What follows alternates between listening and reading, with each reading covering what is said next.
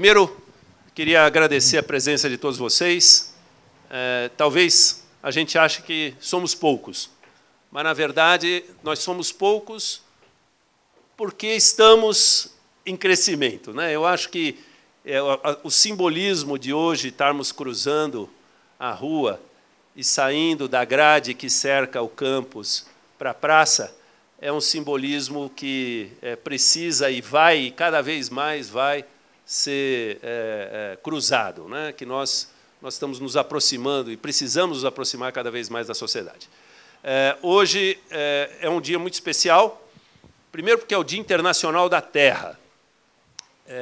E, por ser o Dia Internacional da Terra, é um momento bom de reflexão sobre o impacto que nós estamos fazendo sobre o nosso planeta, sobre o impacto da presença humana sobre o nosso planeta, especialmente sobre o futuro que certamente vai ser a Terra que essas crianças lindas que estão aqui conosco vão herdar.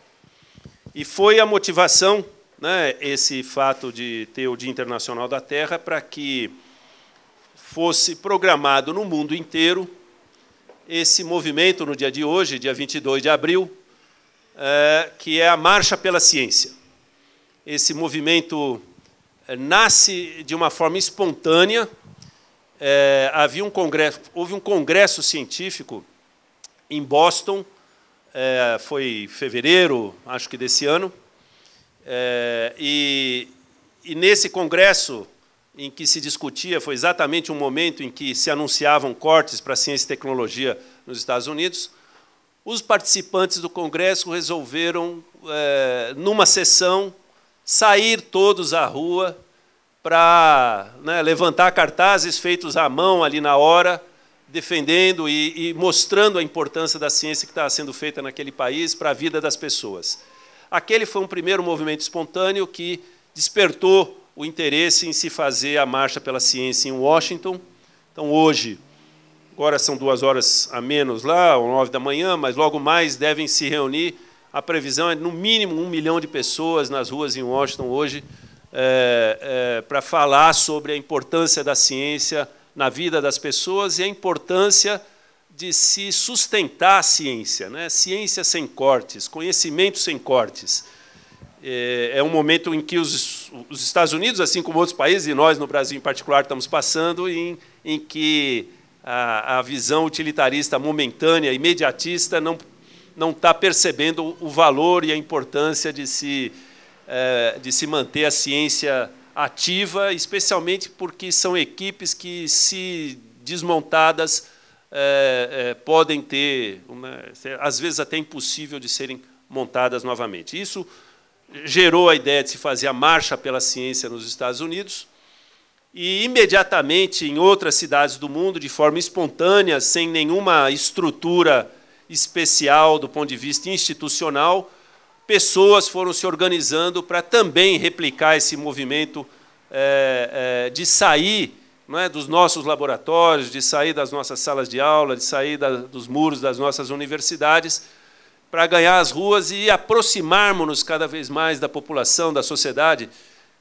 que, obviamente, é quem sustenta, pelo menos no caso do Brasil, em muitos lugares do mundo é assim, né, financiamento público é o motor principal, é o sustentáculo principal da ciência e tecnologia, dos avanços da ciência e tecnologia, sem menosprezar, ao contrário, valorizando a participação e a presença do segmento privado, mas são complementares e não substituíveis um ao outro, né?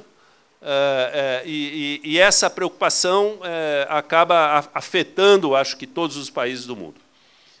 Aqui no Brasil, a Sociedade Brasileira para o Progresso da Ciência, rapidamente, né, primeiro, isso foi a American Association for the Advancement of Sciences, a AAAS, apoiou a ideia de se fazer a marcha. No Brasil, a SBPC também apoiou a ideia de se fazer a marcha, a Academia Brasileira de Ciências, e São Carlos, com a sua história, com a sua tradição, que a gente vai ouvir daqui a pouco, alguns trechos dessa história, né, tem um impacto tão grande na nossa sociedade local, na cidade, para o país.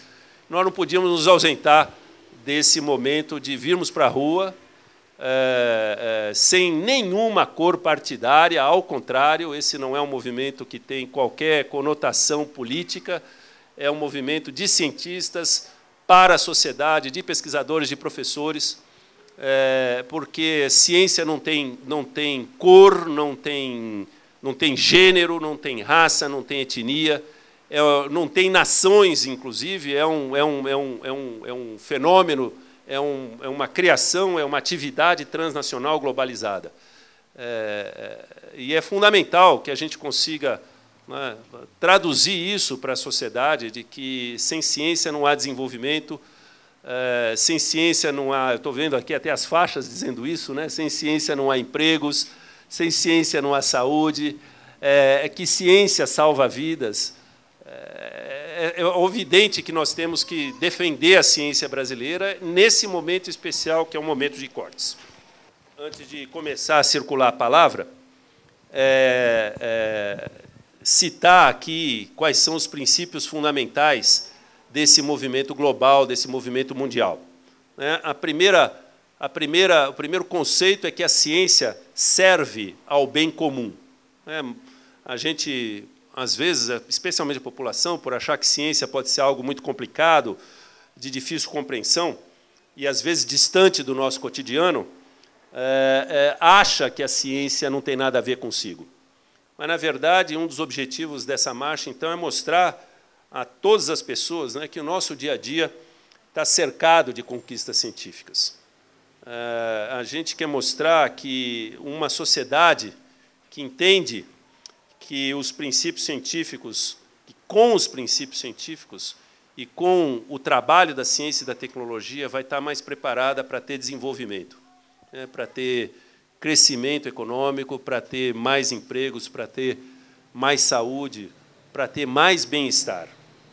E, além disso, não há perspectiva da gente imaginar o nosso planeta sobrevivendo à raça humana se nós não tivermos ciência e tecnologia junto. Então, esse é um primeiro objetivo, mostrar que a ciência serve ao bem comum. O segundo objetivo dessa marcha é relembrar que, sem educação científica de ponta, em todos os níveis da educação, nós não teremos avanço. Tenho certeza que o professor Tundizi, que está aqui, já vai falar também, pensa da mesma forma e sonha em a gente ter, talvez, escolas, todas as escolas de São Carlos com laboratórios. O professor Ivone já começou a fazer isso há muitos anos, né, de montar laboratórios em escolas públicas da cidade para que o acesso ao conhecimento científico. A gente conhece o trabalho do CDCC, fazendo experimentoteca, levando experimentos para a sala de aula. Nós precisamos, cada vez mais, ter uma educação científica de qualidade, mão na massa, não apenas teórica, para que as pessoas descubram, primeiro, o prazer pela ciência, mas, principalmente, o valor da ciência para as coisas que nós temos hoje e por aquilo que nós somos hoje.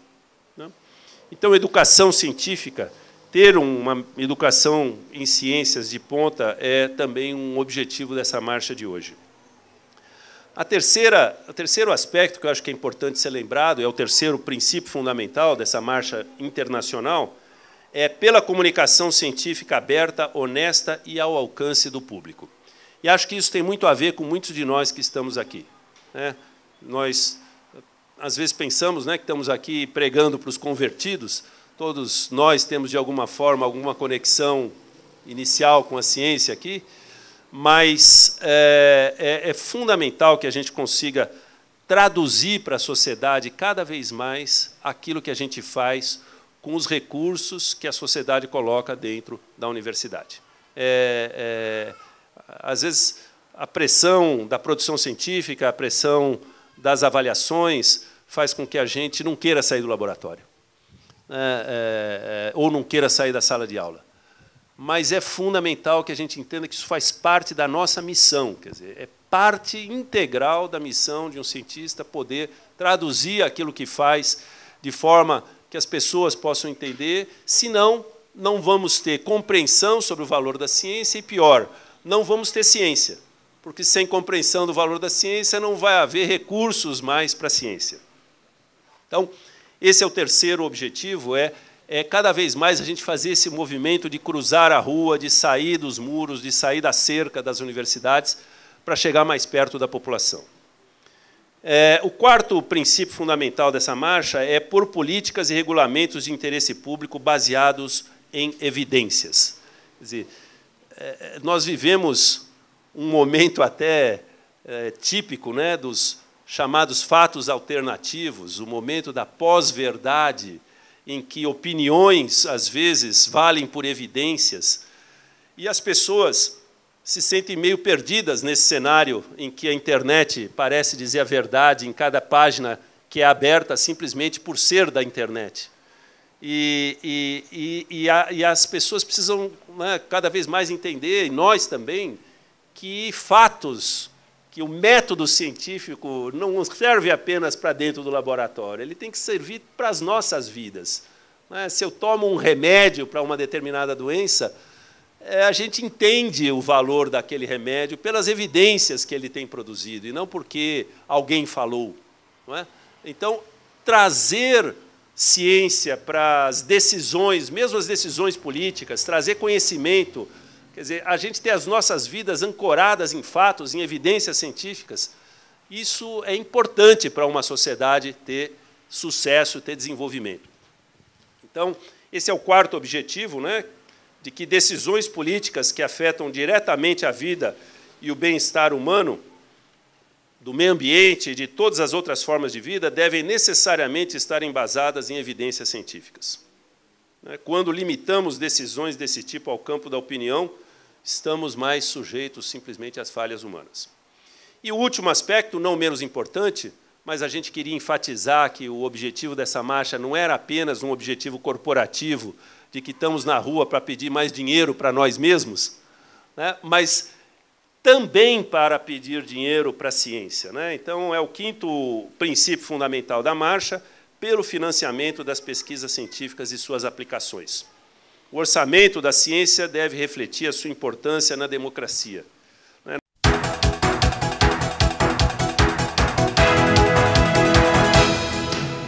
Eu queria agora, então, convidar algumas pessoas. Eu queria começar pela professora Ivone, por razões históricas. Né? Nós estamos, nesse ano, comemorando, aliás, nesse mês de abril, comemorando 64 anos de criação da Escola de Engenharia de São Carlos. Foi em 1953 que, lá embaixo, onde hoje é o CDCC, iniciou-se, no dia 18 de abril, a primeira aula inaugural da Escola de Engenharia, e poucos anos depois chegava aqui a professora Ivone para dar continuidade dessa história, e não tinha ninguém melhor para começar as falas do que ela aqui hoje. Professora Ivone. Bom, muito obrigada. Eu avisei o Sérgio, meu ex-marido, que foi uma figura muito importante, fundamental naquela época, e até hoje continua ativo em ciência.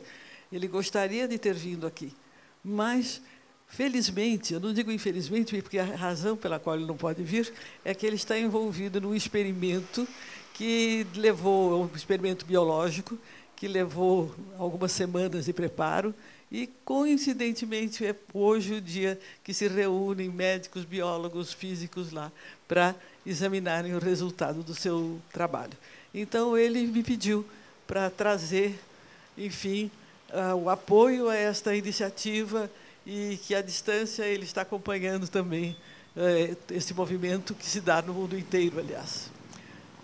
Eu, pessoalmente, só posso dizer o seguinte: depois de tantos anos trabalhando com jovens, eu vejo que é neles que está o nosso futuro mesmo. E tem uma coisa: o que é a ciência? Ciência é conhecimento. Então, quanto mais conhecimento puder ser levado aos jovens, mais eles poderão ser criativos nesta nossa época altamente científica e tecnológica. É muito fácil usar recursos já obtidos da tecnologia. O próprio professor Tundisi, uma vez, escutando uma palestra dele, ele perguntou para a audiência, que era constituída de alunos do segundo grau, se nós éramos um país moderno. E a resposta, o Tundisi deve lembrar bem que foi que era. Aí ele surgiu com uma outra pergunta: e nós somos um país cientificamente e tecnologicamente desenvolvido? Aí ele entrou com os argumentos de por que nós ainda não somos, né? Existem muitos problemas, inclusive típicos do Brasil, que têm que ser estudados, principalmente pelos nossos cientistas e pela nossa população, e levados à consciência da população. Então, eu agradeço muito a oportunidade de falar, e a minha mensagem é muito nessa direção do que o Tundizi uma vez falou: o reforço é da educação científica, desde os cursos fundamentais até a universidade e pós-graduação. O progresso que nós tivemos a nível acadêmico, eu acho que é indubitável. Falta-nos ainda ter um progresso um pouco mais intenso na parte da criatividade de novos produtos competitivos, tecnológicos. Então, eu agradeço muito a oportunidade e sugiro e estimulo os jovens a se voltarem tanto para a ciência básica, mas, principalmente, depois que estiverem de posse de ciência básica, verem que essa ciência básica pode ser positiva para a melhoria da nossa sociedade. Obrigada.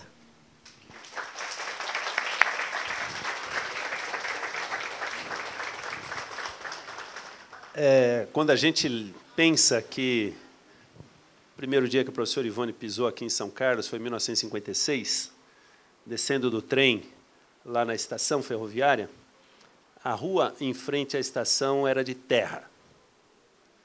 A gente quer imaginar como era São Carlos, né? Esse campus não existia, a cidade terminava aqui, onde está essa praça, para lá já não tinha mais nada. E a gente vê como está São Carlos hoje. Isso é fruto de uma cidade que se transformou pela ciência, né? Acho que a população de São Carlos precisa e cada vez mais reconhece valor de gente como essa, de que há 60 anos atrás começou a fazer ciência, e muitas vezes talvez as pessoas não entendessem, né? O que é isso? Essas pessoas fazendo física, física de materiais, debaixo de uma escada, né? Talvez muita gente naquele momento tivesse falado: ah, mas isso não deve servir para nada. Ah, mas para quê? E hoje a gente vê o impacto que ciência traz para o país, para essa cidade, para a vida das pessoas, para a qualidade de vida das pessoas, é que, olhando essa perspectiva histórica, a gente pode avaliar o valor disso tudo, né? Bom, queria convidar o professor Tundizi agora para fazer uso da palavra. Como vocês sabem, o professor Tundizi hoje não está aqui só como secretário de Ciência e Tecnologia. Acho que isso é uma honra para a gente ter um cientista tendo essa função, mas Tundizi, no Dia Internacional da Terra, e terra sem água não existe, não seria emblemático a gente ter a presença de um cientista que, ao longo da sua história, mesmo exercendo cargos de gestão, nunca deixou de fazer ciência, de estar no laboratório, de orientar, continua fazendo isso até hoje. Então, Tundizi, obrigado por ter vindo aqui. Eu sei que você estava viajando, mas, enfim, foi muito bom você estar aqui conosco. Obrigado. Muito obrigado.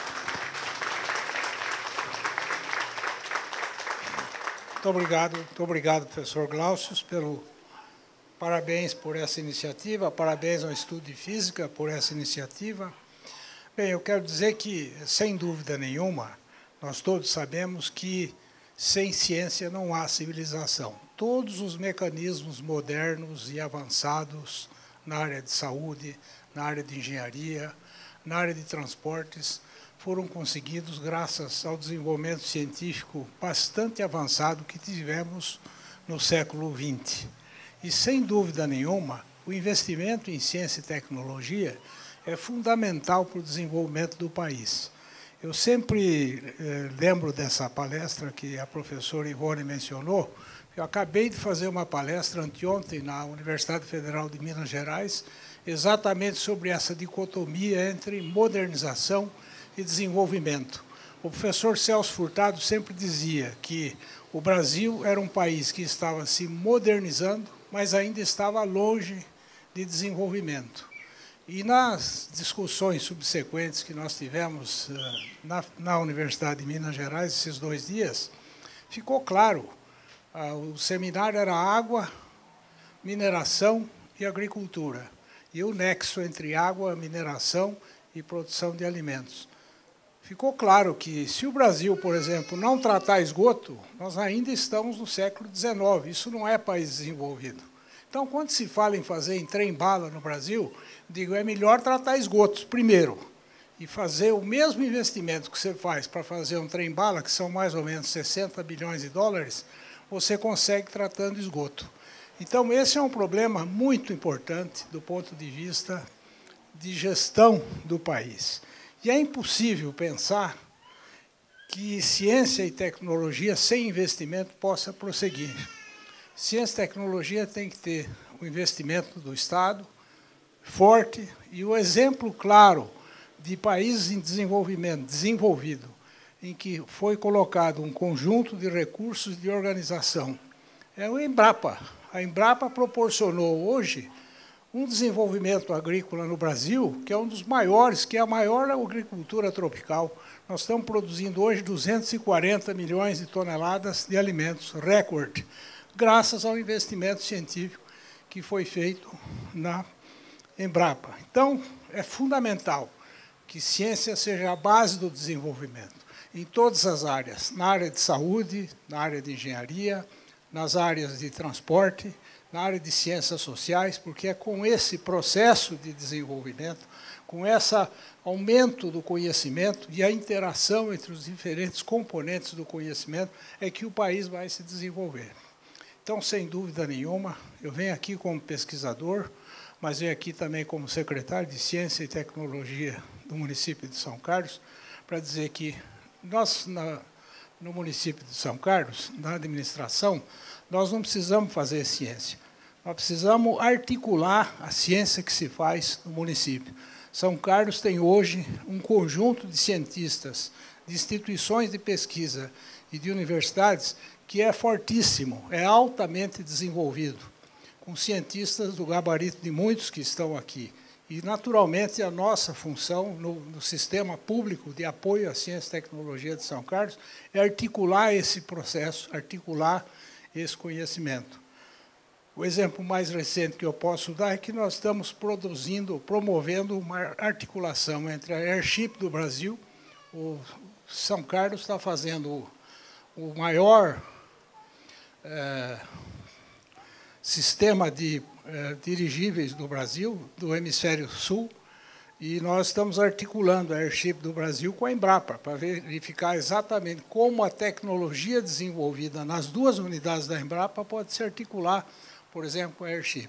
Temos feito um esforço considerável nessa direção de articulação. Para mostrar, por exemplo, a importância da ciência para São Carlos, quando eu assumi o CNPq em 1995, eu pedi para fazer o levantamento de quanto é que São Carlos recebia do sistema de ciência e tecnologia, FAPESP, CNPq.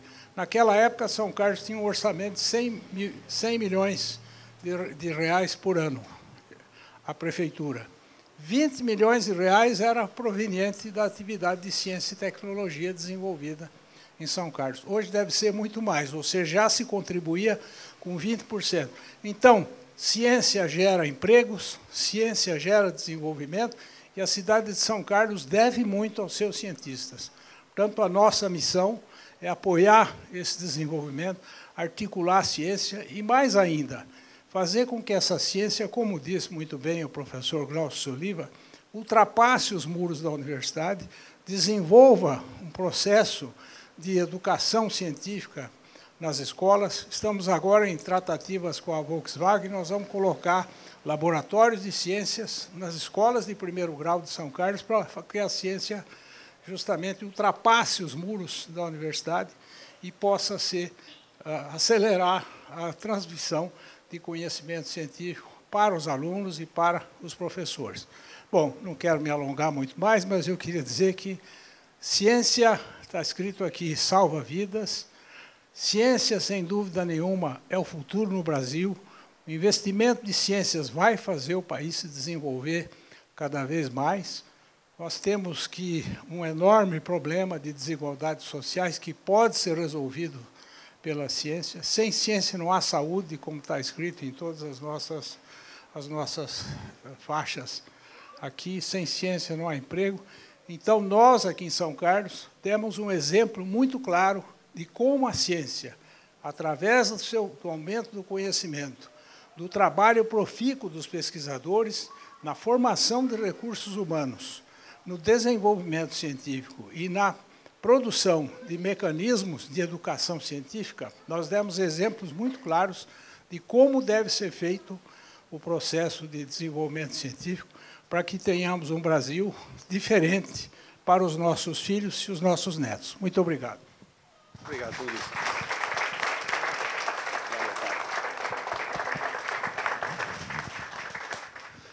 Muito obrigado, Tundizi. Bacana a gente ver gente que, por tantos anos, né, tem feito um trabalho que transborda realmente o seu laboratório de pesquisa. Tundizi está falando da presidência do CNPq de 1995 até, acho que 99, deve ter sido, 2000 mais ou menos. Ou seja, já há muitos anos, né, está lutando por essa ideia e está presente, continua batalhando. É importante.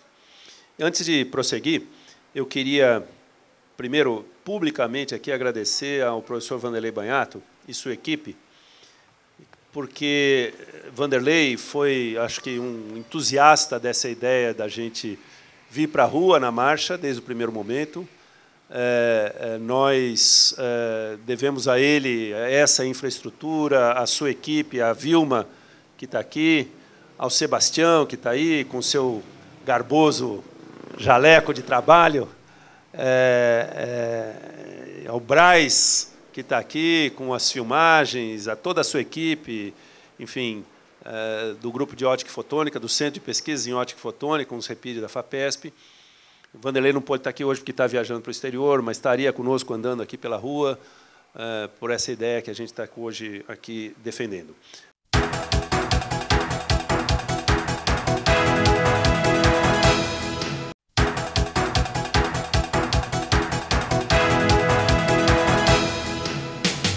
Nós temos dado exemplos do impacto do desenvolvimento, do impacto da ciência e tecnologia para o desenvolvimento do país. Já falamos algumas vezes sobre a Embrapa e como a agricultura tropical transformou a vida do Brasil, né?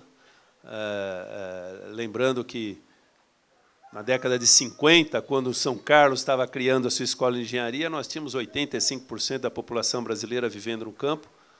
Só 15% dos brasileiros moravam nas cidades e, ainda assim, nós não produzíamos alimento para alimentar o Brasil, com a população que o Brasil tinha à época.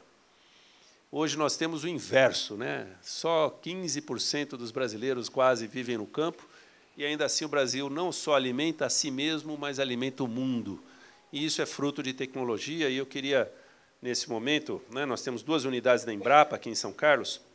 Queria convidar o Marco Aurélio Bergamaschi, que é da Pecuária Sudeste, Rui Machado, que é o chefe-geral, era para estar conosco hoje, mas precisou viajar, e a Embrapa, acho que, né, emblemática a sua presença na cidade de São Carlos, tem trazido contribuições extraordinárias, está presente na cidade desde a década de 70, com a Pecuária Sudeste, ou antes até, não me lembro, mas já tinha uma fazenda do Estado que trabalhava aí no desenvolvimento da pecuária, depois aqui com a pecuária, a instrumentação agropecuária, e eu queria, então, convidar o Marco Aurélio. Alguma coisa que a gente pode falar para tentar refletir, para tentar mostrar o que isso significa para o Brasil, observar o que foi a evolução do agronegócio da década de 70 para cá.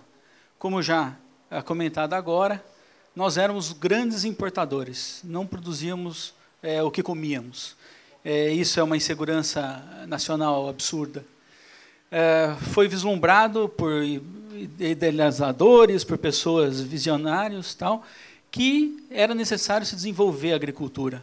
Então foi criada a Embrapa, uma estrutura hoje que ela permeia todas as áreas da agricultura e da pecuária, na grande maioria dos estados brasileiros, e que o que a gente observa de 70 para cá é uma evolução extremamente interessante e significativa. Se a gente considerar alguns poucos números, né? Produção de grãos na década de 70, alguma coisa em torno de 40 milhões de toneladas. Produção de hoje, 240 milhões de toneladas. Isso é um impacto de 6 vezes, 600%. Aí a gente fala, mas o Brasil tem dimensões continentais. Na verdade, se derrubou muita mata, se evoluiu muito à custa de floresta. Não é uma verdade. De 70 para cá, nós tivemos, claro, houve a incorporação de áreas para a agricultura, mas alguma coisa ao redor de 60% do que tínhamos na época. Então, é uma evolução pequena frente à evolução que nós tivemos em relação à produção agrícola. Então, 60% para 600%. Em produtividade de grãos por área, nós aumentamos 3,5 vezes.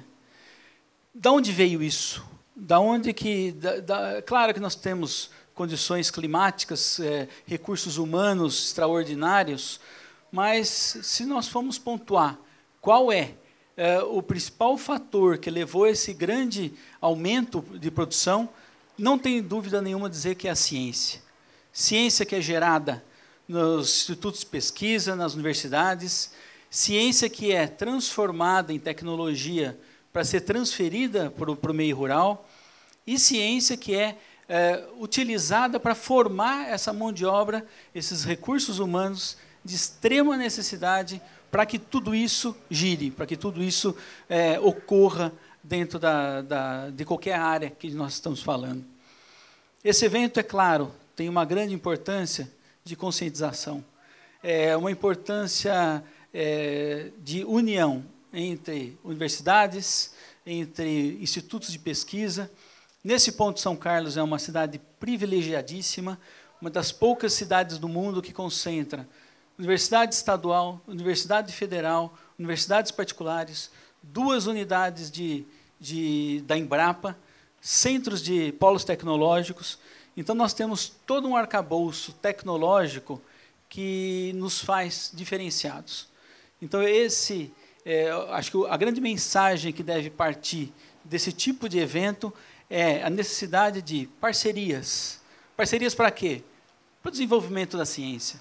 Parcerias para a conscientização da população e de governos para que a ciência seja custeada de forma adequada e com a importância e a relevância que ela exige.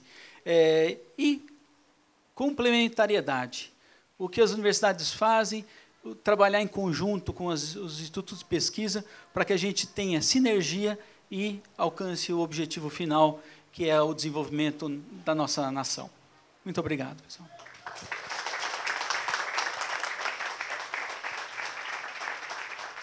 Obrigado, Marco. Acho que, assim, a gente, quando vê exemplos como esse, as pessoas não pensam, às vezes, nisso, né? Como o país mudou resultado da ciência que só ele podia fazer. Não existe ciência em agricultura tropical como é feita no Brasil. Eu trago alguns números que a gente tinha desde da época do CNPq. Vocês sabem que o Brasil produz hoje cerca de 2,7% de toda a ciência mundial. 2,7% de todos os papers científicos, né, os trabalhos científicos que são publicados em revistas indexadas no mundo, saem do Brasil. Em agricultura, em ciências agrárias, 9% de todos os papers publicados no mundo saem do Brasil. Quer dizer, nós temos somos 13º lugar no mundo em produção científica em geral, somos 2º lugar no mundo em produção científica na área de ciências agrárias. Então, há uma correlação direta da ciência que a gente é capaz de produzir com o impacto que cada país tem. E esse fenômeno se repete em outros lugares do mundo. Você vai na Índia, qual é a maior produção científica, qual é a maior contribuição científica da Índia hoje? É a química. E é a indústria que hoje toca aquele país. Qual é a maior produção científica da China?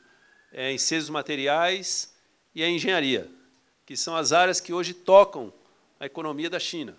Então, há uma correlação direta entre a ciência que a gente é capaz de produzir e o desenvolvimento econômico e o bem-estar das pessoas dos países em que essa ciência é feita, né?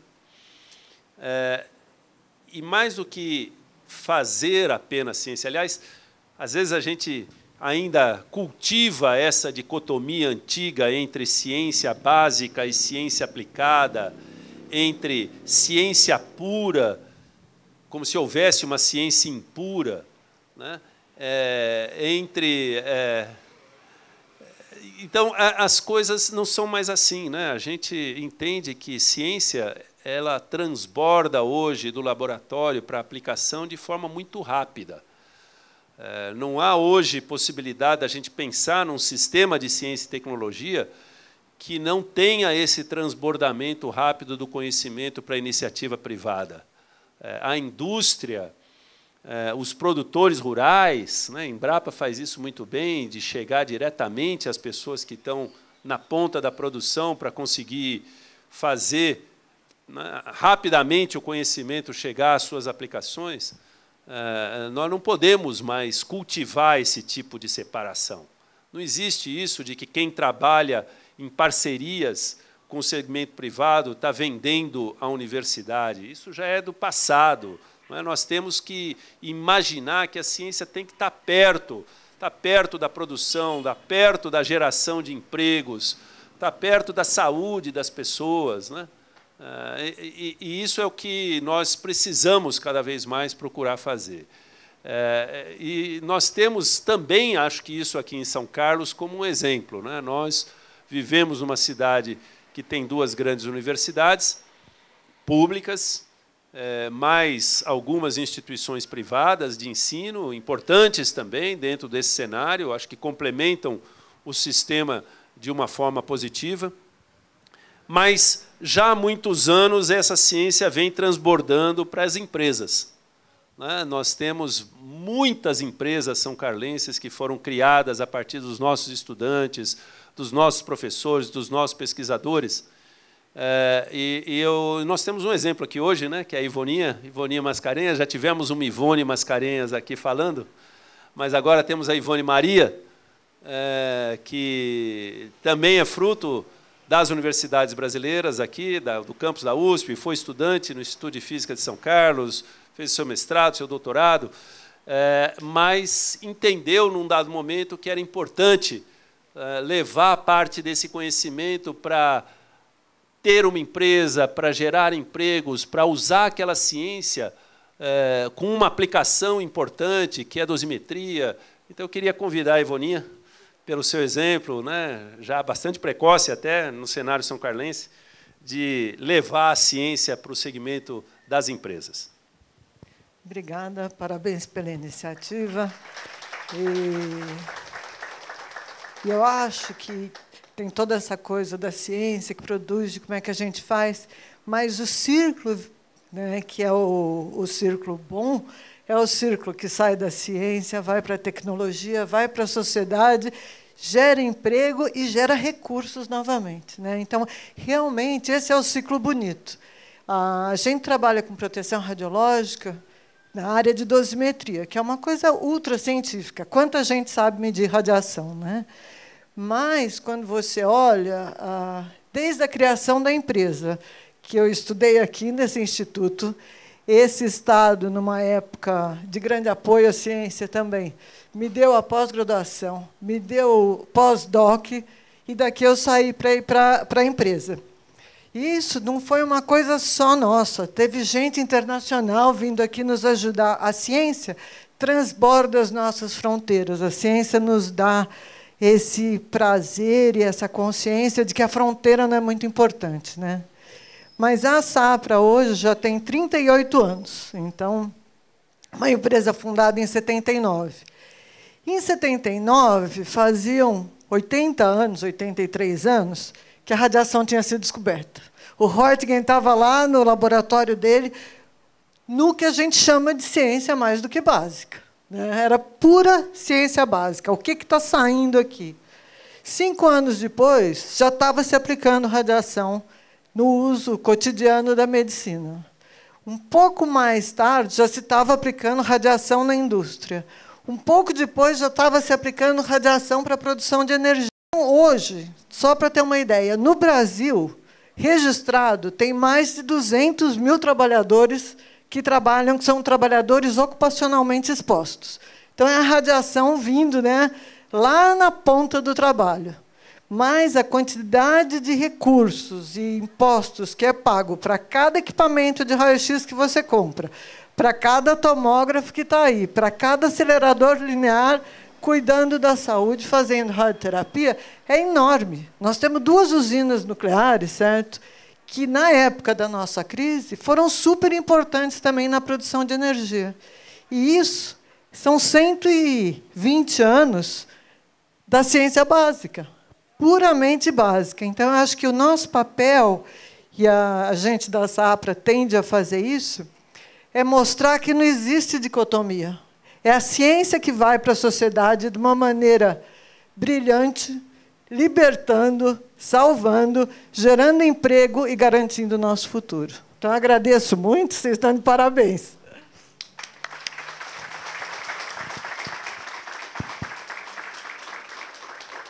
Olha que exemplo lindo, né? Então, 200 mil brasileiros trabalhadores produzindo riqueza para o país, mas que precisam ter acompanhamento porque estão lidando com coisas perigosas, né? E esse acompanhamento é feito com dosimetria, com ciência básica, com ciência aplicada, que foi desenvolvida aqui no Brasil, né? Com gente daqui. Essas coisas que, às vezes, a gente não traduz, e acho que a nossa oportunidade está na rua hoje é de traduzir essas experiências. E, especialmente, é importante para que a gente olhe para o futuro, né?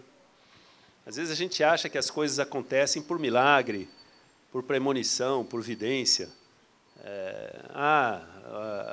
A transformação da agricultura brasileira foi milagre? É um milagre brasileiro? Não, teve muita ciência por trás, né?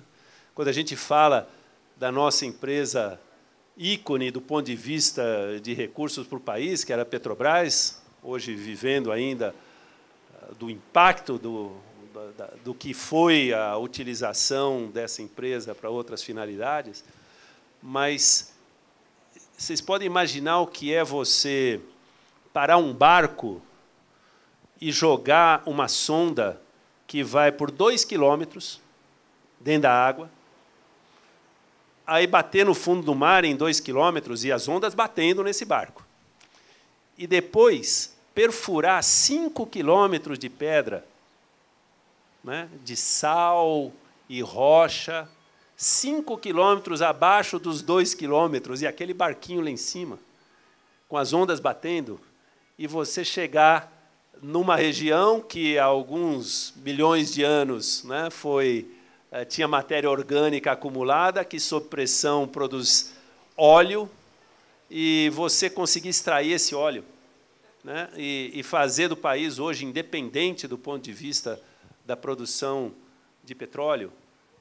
Essa tecnologia não existia. Não dava para fazer isso aqui no Brasil. Não tinha lugar no mundo onde se fizesse isso. Isso só foi feito porque você tem cientistas e pesquisadores no Centro de Pesquisas da Petrobras. Esse centro de pesquisas está dentro de uma grande universidade brasileira, que é o FRJ, e junto com os pesquisadores da COP, que é um programa de engenharia de pós-graduação, é que fizeram isso acontecer. E não é à toa, por exemplo, que hoje a pauta de exportações brasileiras, além de mandar grão de soja, manda avião, repleto de aviônica, terceiro maior produtor de avião do mundo, que é a Embraer. E isso foi o quê? Foi premonição? Não, isso foi ciência e tecnologia, isso foi visão de gente como gente da nossa aeronáutica, que no pós-guerra pensa em que tínhamos que construir no país uma indústria aeronáutica, e a primeira coisa que fazem é criar o ITA, uma grande escola de engenharia, é criar o DCTA, que é o Departamento de Ciência e Tecnologia da Aeronáutica, e, com base nessas instituições, dali a pouco, do outro lado da cerca, começa uma empresa que é a Embraer, que até hoje se nutre da ciência, da tecnologia e dos profissionais, dos engenheiros que foram criados ali. Então, estas coisas não nascem por acaso. A gente pode imaginar o que vai ser o Brasil daqui a 20 anos, 30 anos, se nós pararmos de fazer ciência e tecnologia agora, como estamos ameaçados de parar?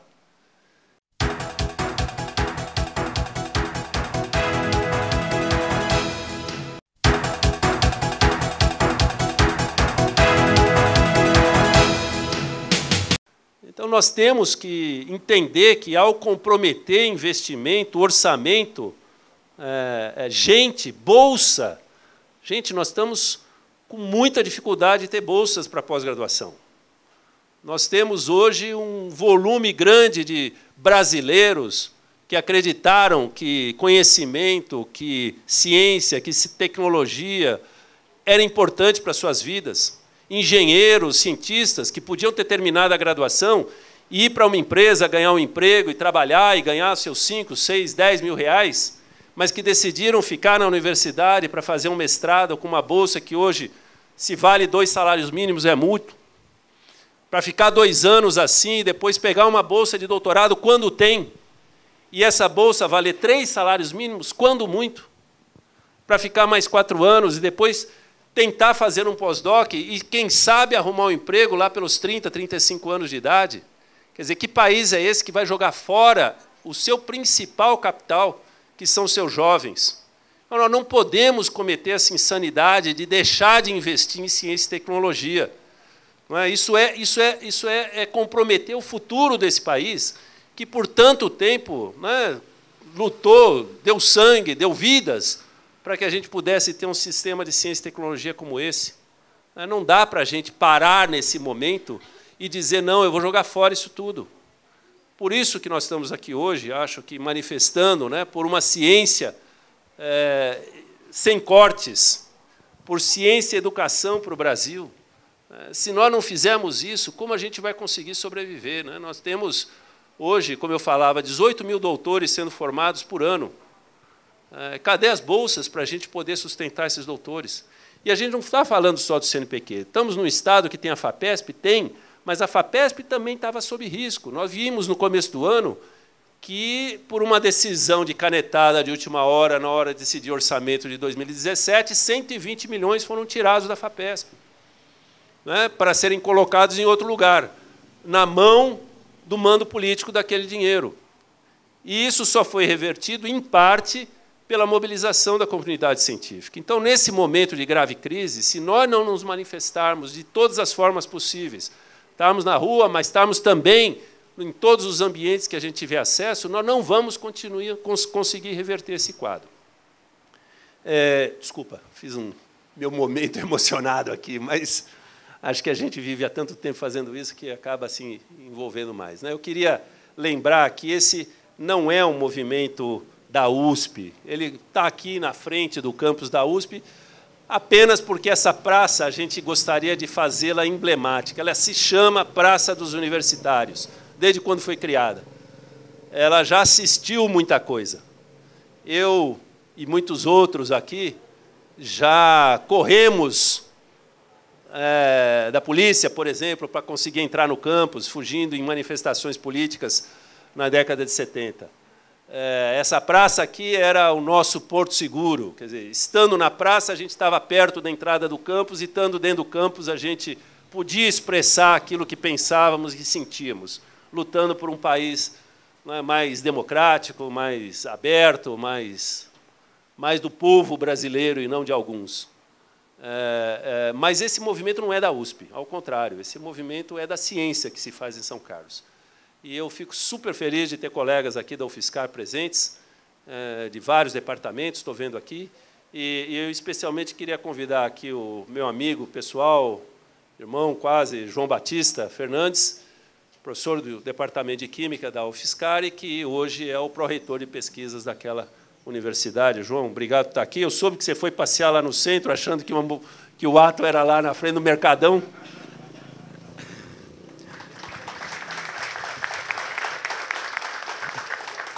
Bom, iniciando com uma brincadeira, eu conversei com o Glaucio essa semana em relação a esse evento, e acho que eu estou ficando mais velho e mais surdo, e, com isso, algumas coisas eu acabo equivocando-se. Mas, de qualquer forma, esse evento é muito importante para a ciência brasileira. Como já foi citado aqui, tanto a USP quanto a Federal se despontam com uma produção intensa de ciência nesse país. Haja visto que quase toda semana tem nas nossas a TV Globo e outros sistemas de comunicações eventos em que estão mostrando essa produção. Citando um dos exemplos mais recentes, e que o Glaucio acabou de falar a respeito de doenças de Parkinson, nós tivemos recentemente, lá na Federal, uma divulgação bastante grande na mídia relacionado com detecções dessa doença, que permite, então, rapidamente saber, antes de daquela manifestação, você saber que ela existe, que está presente, e poder tratar o mais rapidamente possível, apesar de ainda não existir uma quantidade razoável de medicamentos, e precisamos, então, da nossa ciência para que isso seja resolvido. Um outro exemplo que também podemos citar, agora do nosso próprio grupo, nós estamos trabalhando com o controle de formigas cortadeiras, que a gente sabe que o país é o maior produtor no mundo de várias das nossas culturas, e representa para esse país a grande quantidade de recursos que ele consegue exportar para o mundo inteiro, a partir da ciência que vem sendo desenvolvida, por exemplo, a partir também da UFSCar de Araras, onde a gente tem toda a variedade de cana hoje produzida, vem de pesquisas realizadas naquela universidade. Então, a ciência não pode morrer, não pode ter qualquer corte. Então, não aos tesouraços, perdão, sim aos tesouraços que está sendo feito lá no Rio de Janeiro, relacionado com o não corte das verbas para pesquisa. Outro ponto importante que a gente também precisa reverter, como foi revertido parcialmente no Estado de São Paulo, como foi citado pelo Glaucio, vamos tomar cuidado que há a possibilidade de retorno dos cortes dos 10% que o governador queria fazer inicialmente, mas que ainda continua na Constituição. Precisamos tomar o máximo cuidado para que isso não seja voltado e simplesmente passado por os institutos, que é de obrigação do Estado realmente fazer com que eles façam as pesquisas para que a gente possa ter o maior sucesso possível com aqueles institutos que são de relevância muito grande. Então, eu gostaria de chamar todos para que a gente realmente faça um empenho muito grande para que não haja corte nas nossas verbas para pesquisa, porque se nós tivermos qualquer corte, que já está sendo bastante sentido, tanto pela Universidade Federal, todas as universidades federais principalmente, em que, nos últimos 3 meses, eles só liberaram 1/3 do valor que, normalmente, eles deveriam liberar para as nossas universidades durante os meses totais. Então, esse corte de verba que está tendo é bastante significativo e precisamos fazer com que o governo pense direitinho, que não só a ciência, mas a universidade, com um meio de formação de pessoal, é muito relevante. Então, eu gostaria de fazer esse meu protesto também em relação a toda essa sistemática que está sendo colocada agora, e um dos detalhes que a gente tem visto também é que as escolhas que vêm sendo feitas, principalmente pelos nossos governos, nada tem de científico, elas têm muito mais de político. E político, atualmente, está uma decepção tão grande que precisamos brigar para que realmente tudo seja cientificamente colocado. Então, quero agradecer a possibilidade de estar aqui para falar um pouquinho da ciência brasileira e conclamá-los para que continuemos essa luta. Muito obrigado.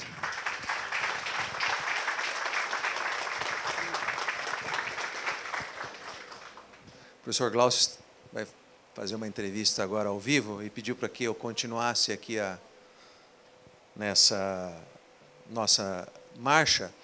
Só me apresentar, eu sou Euclides Marega Júnior, professor aqui do Instituto de Física de São Carlos e membro do Centro de Pesquisa em Ótica e Fotônica, que é um centro de pesquisa dedicado tanto à pesquisa, cuja missão é basicamente a pesquisa básica e aplicada, e também a difusão do conhecimento. E eu gostaria de falar um pouco nesse particular ponto, que é a difusão do conhecimento. O CEPOF, que é o Centro de Pesquisa em Ótica Fotônica, ele mantém, acho que a grande maioria de vocês já devem conhecer, o canal 10 da operadora local, a ANET, que é o canal universitário, mantém 24 horas por dia com programação, tem várias atividades de difusão científica que são feitas ao longo do ano. Na quarta-feira passada, nós tivemos aqui um evento nessa praça dos universitários, que foi feita uma remodelação, colocado alguns nomes de cientistas nos bancos, colocado o quadro, e, como eu disse, das missões que nós temos, quer dizer, além de fazer ciência básica e aplicada, é fazer com que chegue ao conhecimento de forma acessível a toda a população, né, da cidade e também do país, como que esse desenvolvimento científico ele é importante. E nós fazemos isso de uma forma com que a população, de forma em geral, tenha acesso a isso. Ou seja, além da nossa missão de fazer ciência, formar alunos, um dos papéis do cientista hoje é fazer com que esse conhecimento chegue até a população de forma que a população entenda. Não adianta nada nós ficarmos tentando fazer se a população, de uma forma geral, não esteja também envolvida nessa nossa luta. Agora, como é que a população ela tem conhecimento da ciência de ponta que a gente está fazendo aqui, se nós não fazemos com que essa ciência chegue até essa população de uma forma acessível? Sem lembrar também da educação científica que nós temos, como foi lembrado pelos que me antecederam aqui, a educação científica chega também ao nível fundamental e básico. Então, a divulgação científica, de uma forma acessível, é missão, e nós temos que fazer com que essa divulgação seja cada vez mais efetiva e fazer com que a população entre também de forma maciça nessa nossa luta, conhecendo o que é ciência e como que a ciência ela é importante no nosso dia a dia. Então, eu quero finalizar aqui, e eu acho que agora nós vamos, em alguns minutos, iniciar a marcha até a Praça da 15, como o professor Glaucio disse, agradecer a todos aqui a presença e fazer o convite para que todos nós sigamos até a Praça da 15 em marcha pela ciência na nossa cidade, no nosso estado e no Brasil. Então, muito obrigado pela presença de todos e vamos iniciar a marcha. Obrigado.